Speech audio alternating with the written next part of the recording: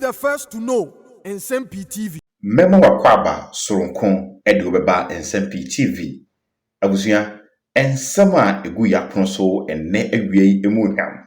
Eniti enne awie Nsem-Pii TV yaso ye cameras ya ye desa ensemi baba besombo na owura Hon Afenyo Markins eye afutu abatuo empeswa so brashe bedani wono a esan minority leader in parliament atimu ede nsembia to ho a ehu behia Nsem-Pii TV ye de sansemi ba besombo abusia enkomo a eye owura idi no ewaye pa na mekase mechiremu a wanhwe ya nma ho kam decision a emre bi atwa mu na eye speaker of parliament enka wotimu ebechinchim the minority then na Akufo-Addo aban no wo bechinchim mo nsa na odakokoma eye the NDC omo be the majority no owura Afenyo Markins sansem we no sa na ensem bi tayechira na yedi enim wadomo suko a wachire enema wiye pa ebiem MPP mpanyifo bi a coming 2028 general election a nyame boa MPP ebedi nkonim no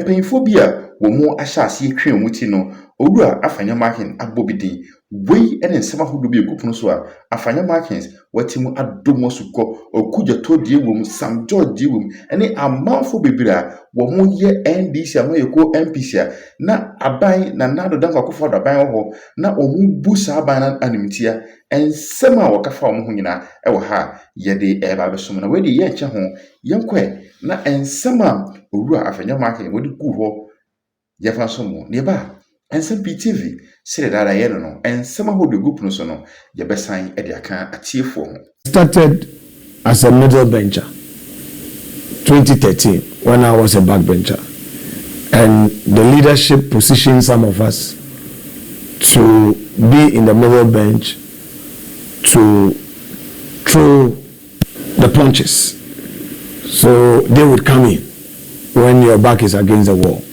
So that was what I did as a first timer. Although I was supposed to be a backbencher, but I was pushed into the middle bench to do the advocacy in opposition. Then we came into government. I didn't make it into leadership, but then I still had to stay in the middle bench to be giving it back, because you see, if you don't push back, your back would always be against the wall. So that was a role that was assigned to me, and I did that for first 4 years, and then I had to come into leadership as deputy, and Che would always reserve the big days for me. So he would prepare me when some people say I am boisterous. That one is also coming from you. That's true. I have to accept it because it's a role I have to play. He knows procedure, and he also knows the rules, but he has my advocacy as a lawyer, and he needed that strength. So we will prepare on debate. We will prepare, and also, deputy leader, these are the lines you have to take. But you don't have to underestimate NDC. You know, MPP, we are like a middle class party. NDC has its roots from the revolution, and it's a grassroots party. So when you are dealing with NDC and you go the, you know, a crutchy-full way, you will stay in opposition forever. So you need to strategize. It's a mix of when you have to negotiate, when you have to punch, and when you have to lay back and all. So you realize that, especially in the last 4 years, it was 137, pound for pound, almost on daily basis. And these are the strong team. The Ablakwas, the Suhinis, the Defiamapos, okay, Ayargas, they were there. And they had a strong leadership. All of them could punch the same weight. And outside, our strong men were in government. And we had some other MPs whose energy levels were not as strong enough to face the other side. So on any given day, you have about 10 hitting on government, setting all manner of agenda. I was alone. And I had to carry all on my shoulders. So seeing me boisterous, seeing me punching, it was a necessary intervention. You know? And for instance, when I eventually became a majority leader and speaker ruled against us, people said, oh, why didn't you negotiate? Why did you run to the Supreme Court? Look, all doors were shut. All doors were shut? All doors were shut. In terms of engagement.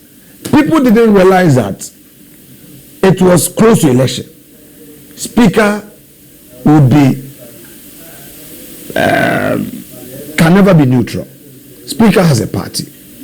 And I knew that Speaker was also doing the bidding of his party. All right?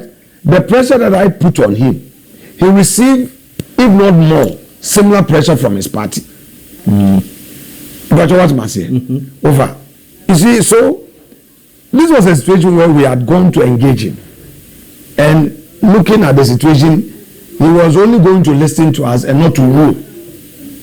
And I'm the leader. He rules and says that I've declared 4 seats vacant. What that meant practically was that I was a minority leader. What that meant practically was that there could be no government business. What that meant was that the committee leadership would also have to change, committee composition. People didn't know what that meant. Committee composition. What it meant also was that the new majority, if it had been allowed to stay, will now dictate to government what government should do. And our friends were poised to do that politics. There was no way for me. So I had to now seek interpretation, which I did. And now minority leader. Look, we went into an election, very bruised.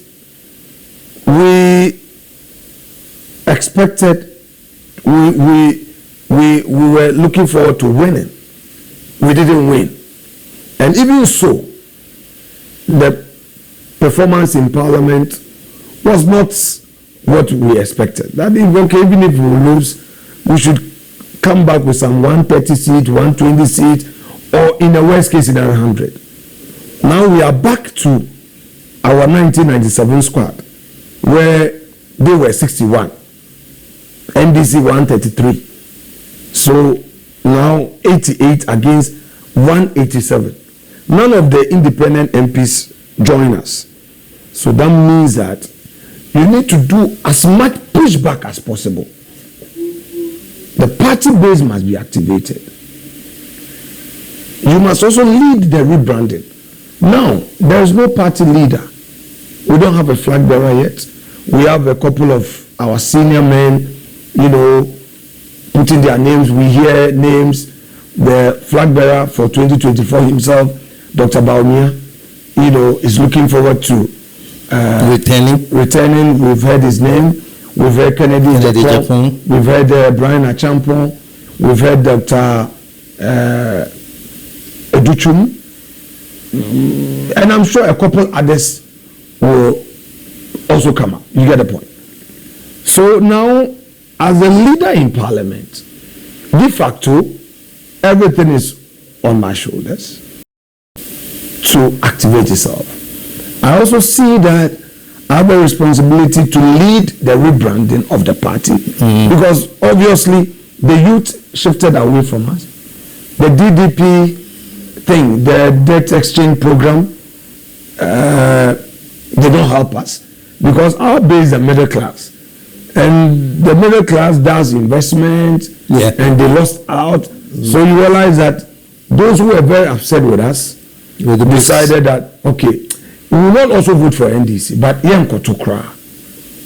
That notwithstanding, I believe that when the Okwe report comes, we would have a better picture of really what caused us. But for the time being, The party base must be active. We need to hold the feet of the NDC to the fire. Yeah. And I have to play my role as a minority leader. Two quick questions. So, in a way, you've done a lot of explanation, but it's sort of endorsing what I said, that it has to be an act. You have to do that. Oh, certainly. You must. I mean, you must take your space. It's you cannot. Your role as a politician will definitely not be the real you as a father, as a husband, a Christian, as a husband, as a socialist, as a friend in your fraternal, settings and all. Because in that chamber, you are dealing with your political opponents. And they also have their party ideology. They have their party policy. You have yours. It's a political competition. And, senior, the most important thing is that it's a perception-driven enterprise. So for me, I am also conscious of the fact that much as I need to lead my side, I'm also looking at what were the areas that I got it wrong. So for instance, if we're criticizing me, I shouldn't take it personal. And say, okay, so maybe did my attempt in go for what did you attempt kaka? I've grown sanity. When you be man can just hey, oh kododo, jaisa. Ya wo ye na wo man krofo bufu.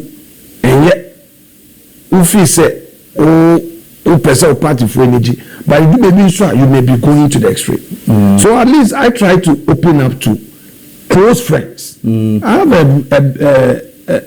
a big brother. He took me as a son since I entered Parliament in 2013, and he has not given up on me.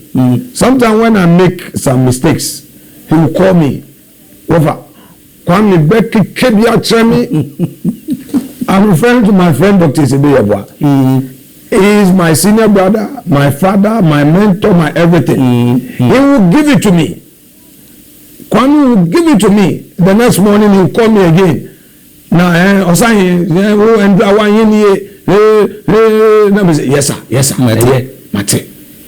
Then some two other friends, I won't be sending me. I'm also my friend, me young home call. See, I do it. I'm saying, no fear, Sani, Ofe Lejoba, Sani, Ofe Neke, yes. Then my uncle Domayini Nenyegati, when I see his calls midnight, then I know there's wahala. None of the party elders, they follow everything in Parliament, they checkmate. Sometimes even when you are doing vetting, they can text you, or when you are done, they call and say, look, here you did it wrong, here you got it right, next time do this and all. When we lost and President Mahama was nominating his ministers, some people attacked me for allowing the process to go on smoothly faster than expected. Normally when the nominations come, they have to advertise for 2 weeks, receive the memorandum and all from the public. And I said, look, we don't need to create that vacuum. Let's push it through. Because after all, they qualify and the government must be formed quickly and all. There were some who disagreed, but some of our very senior party members for that, no, let's not create a civil service system where within a period after transition, the civil servants who are running the government. The political heads must go and take responsibility. It is taking the responsibility that you in the opposition can criticize them and can question their actions. So I had to take that responsibility, receive some few bashing, and then I had to explain. Now you're also a leader. You have your backbench. They are new. And you have to always do a conclave engagement with the other side. You come back, they may not be sure. What is our leader saying? Why should we cooperate? There are times that they may not be happy with cooperation, and that may lead to some suspicion. There are times that you may be all out there attacking government. Some of your colleagues may feel that no, it is not the right approach. So you must always balance it. Listen. One of the difficult things to do is to form committees. Yeah. And when you are forming committees, everybody wants a space. You listen to their views, make an input. You can't satisfy everybody, but you have to get it through and move on. Okay. Thank you. You've said a lot. And during the vetting, there are some things you said earlier that I want to come to. Yes, sir. Eventually. But during the vetting, it was believed that there were certain people that you had targeted to give a hard time, what they're saying, Ablakwa and Sam George. Was it true that you had targeted? You seem to dwell a lot on them, and to the extent that you wanted to find out everything. Was it deliberate? Because there was some too that you allowed to go within a few minutes. Well, over. Wait there. What be saying? Mami, and try here. On Sam, Sam George and I have had a good relationship, very cordial. I think that he also went to the extreme in some of his politics. I mean, Akufo-Addo is giving me a political space through his leadership. He's giving the MPP that opportunity to be seen by the nation through his leadership. And he's all we have as our leader. Therefore, politically, if you keep pounding him without respect, definitely, I'm being honest, given the opportunity, I would need to scrutinize some of the things you've said about him. So, without... and you thought Sam George had been disrespectful? A lot. The Chief Justice, the attacks on the Chief Justice, the attacks on Akufo-Addo. Mr. Chairman, Thank you. you have just watched the video.